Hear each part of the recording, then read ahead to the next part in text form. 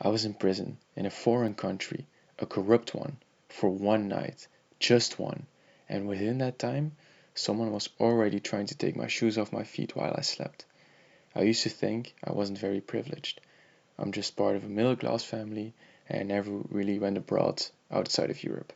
But that night, I finally understood what privilege was, in a way no article or conversation ever taught me.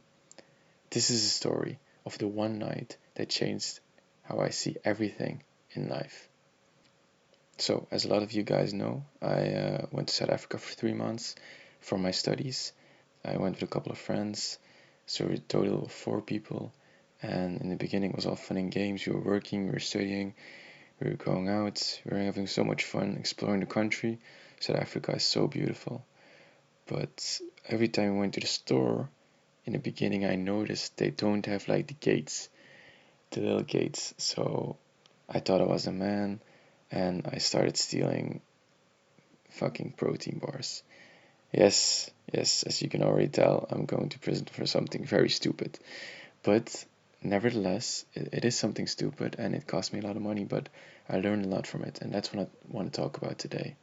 I stole protein bars from a Spar because they didn't have gates and the security wasn't paying attention, I thought. I have many reasons as to why I did it, but I don't want to get into those. Basically, I thought I could just always get away with it, and I did.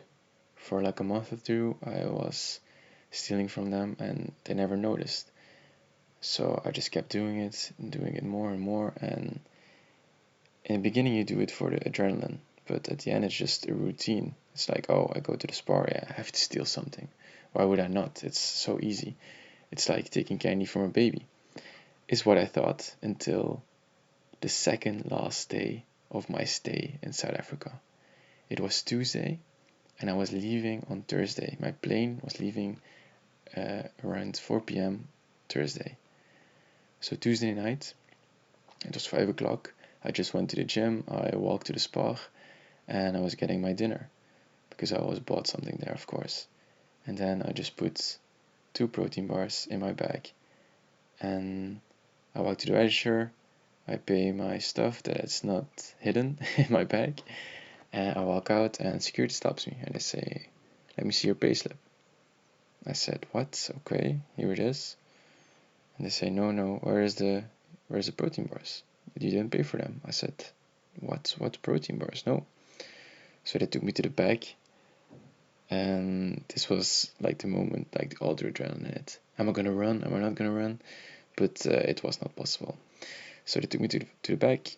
The manager came and looked through my bag. They found them. He gave me like a whole speech, and I was just perplexed. Like, yes, I'm very sorry. Like at that moment, already hit me like, oh my god, my actions actually have consequences. But yeah, this was the moment for me in life that I realized I can't just do whatever the fuck I want. I have to realize that whatever I do, there can, and in this moment, very much, there will be consequences. So they took me to the back of the Spar, took me upstairs, and they wanted to take a picture of me. I said, sure, I understand, so that every time I enter the store, they would recognize me and know to watch out. So I already felt like a criminal. I was taking a mugshot basically. And then they wanted to take a picture of me in handcuffs. And I was just like, come on. And you have to realize this is South Africa. Like in Belgium, you would never hear this except if someone was being aggressive or something. But so they wanted to put me in handcuffs and they said it was for a picture. I mean, I guess that works on some people, but I just said no. I don't want to do that. I'm not going to do that. And this is the moment where all my, I have to call it white supremacy, fades away. Like I thought I'm getting away with this, not even because I'm white, just because I'm a young kid. I thought it's just I'm gonna have to pay a fine or something and then I get away with it. Hell no. This is what I can tell you. So they wanted to take a picture of me in handcuffs. I said no. They called for backup and suddenly they took my arms, my body with 4 people and forced me into the handcuffs. So I was cuffed to this railing in the back of a Spar at 5 or 6 o'clock in the evening, and I already knew I was fucked. So they had someone constantly watching over me. She was actually a pretty chill security guard. We talked about life and stuff, and this conversation with her also made me believe, like, what am I doing with my life? She was like, your parents are going to be so disappointed. Your work, you can never know because they're maybe going to fire you. People don't want to hire criminals. And this made me think, like, yeah, she's so right, but I have to play my part. I was still playing the stupid, dumb kid and make a dumb decision, which I was. And yeah, so the conversation with the security guard was very eye-opening, and I again realized what a white, privileged kid I am. So after a while, I was like, when am I getting out? When is the manager coming back? I want to pay the fine, it's okay.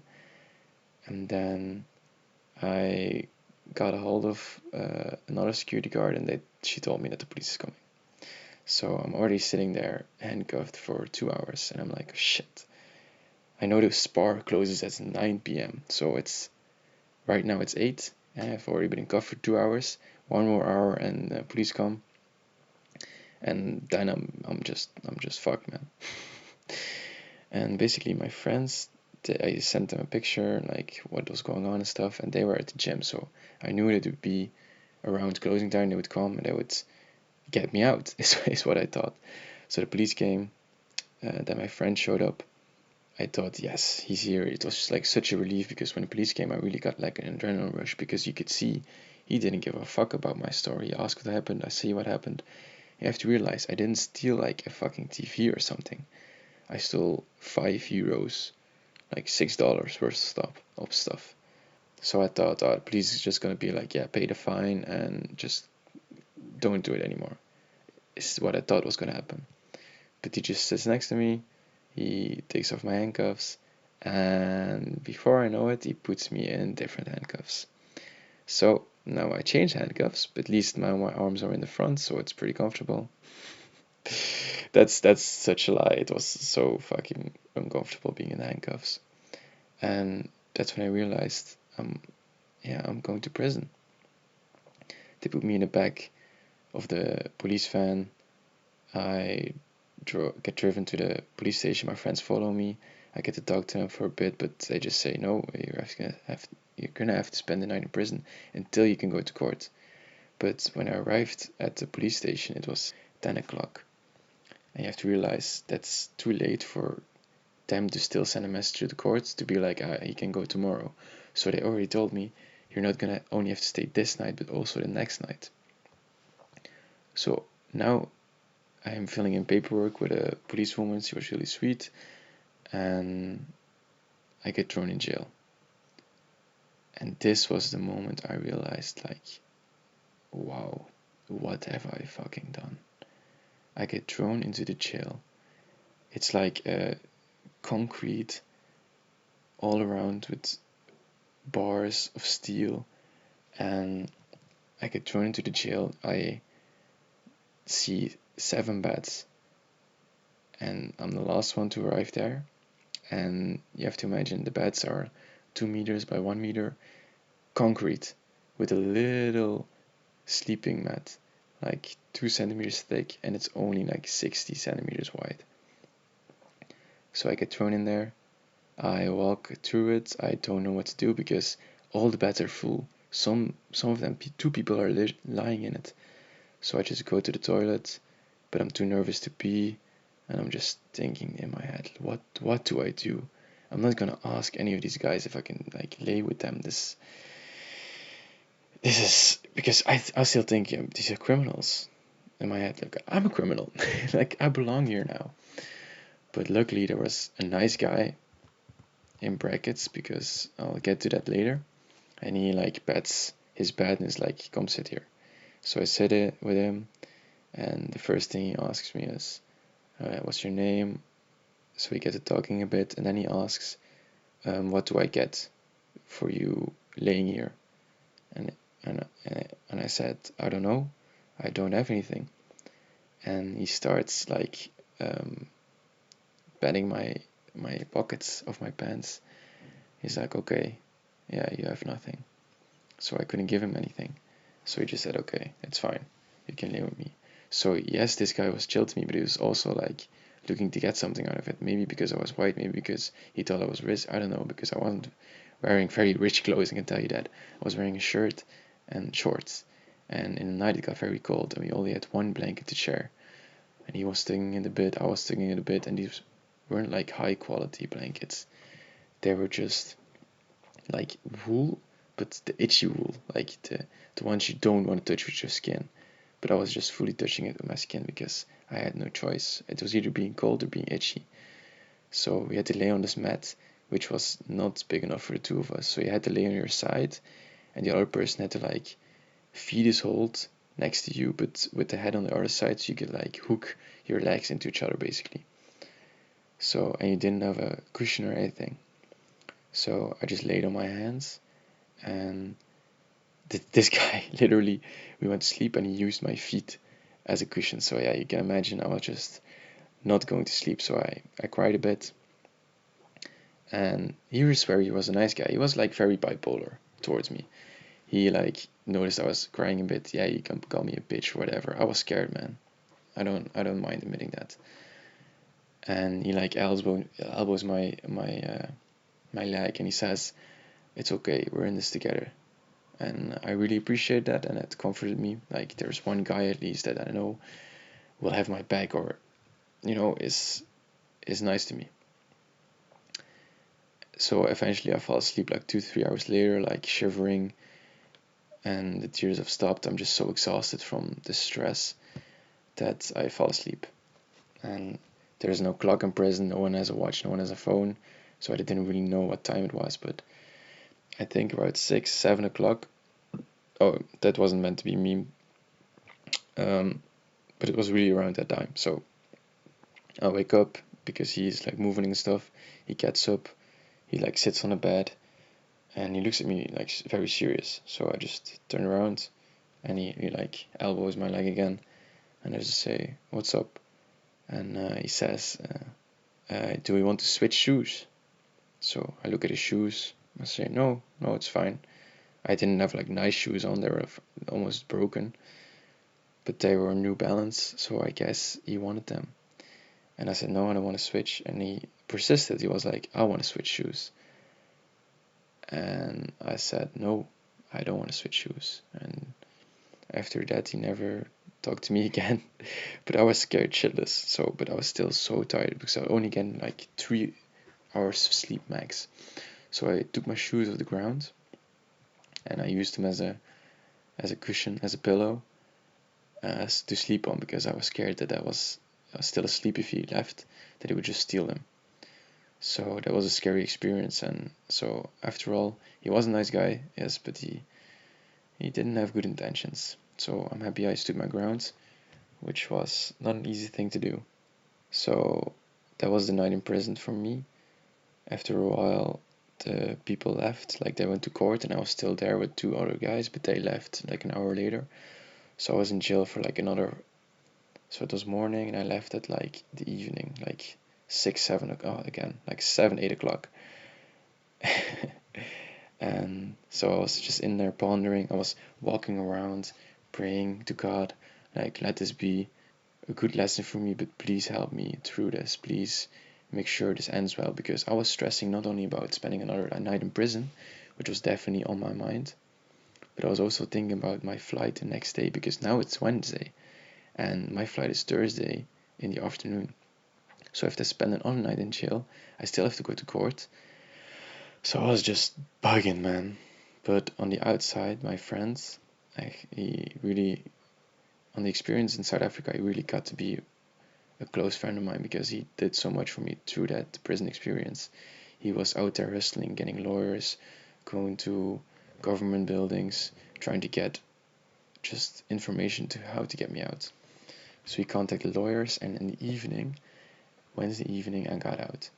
The lawyers got me out, my friends got me out. They helped me so much, and I was so thankful. But when I got out, I was just blanking. I didn't have any emotions. I was just tired. And the food in prison was so shit. It was just cold tea and bread. So of course it's not gonna be like 5-star dining. But when I got out, I just devoured everything I had in the fridge. I just ate so much. Oh, it did so good.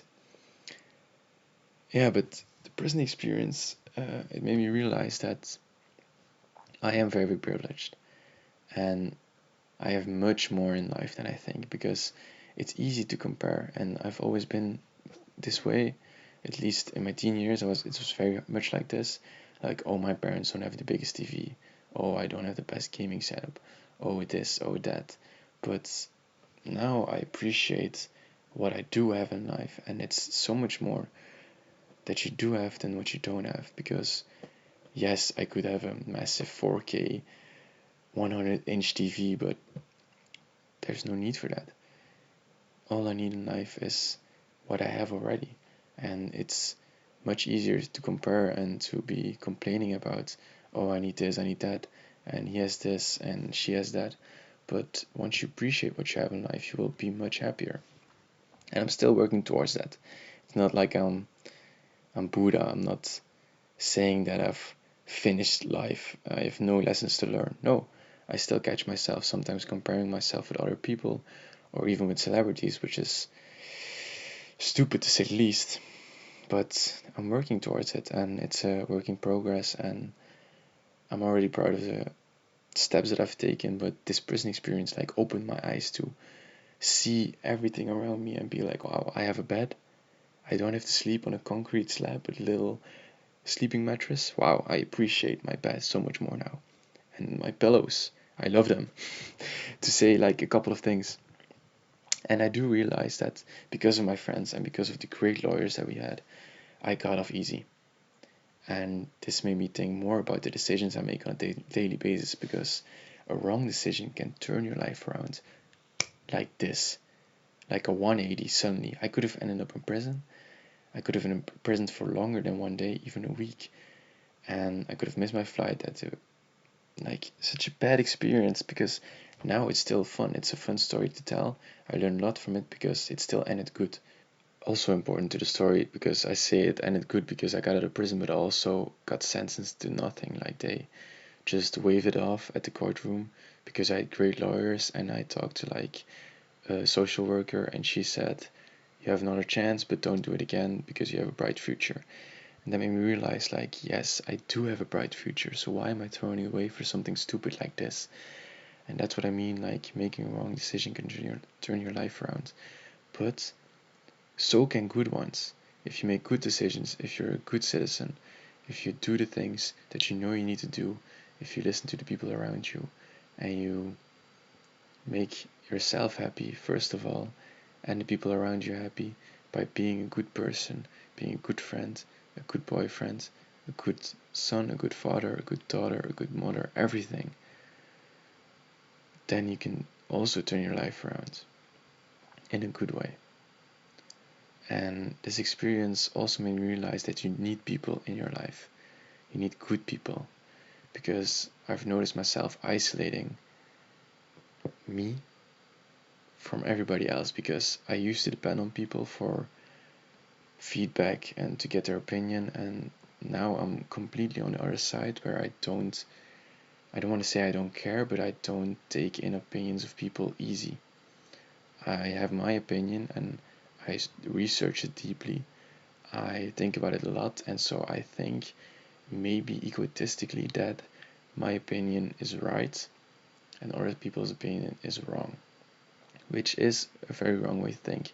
But this experience taught me that if I didn't have that person, that one friend of mine that helped me so much during this experience, that made me comforting, and he contacted my parents and my girlfriend, and he made sure I got good lawyers, and he did so much for me, that I now know that I need people in my life. You can't do everything.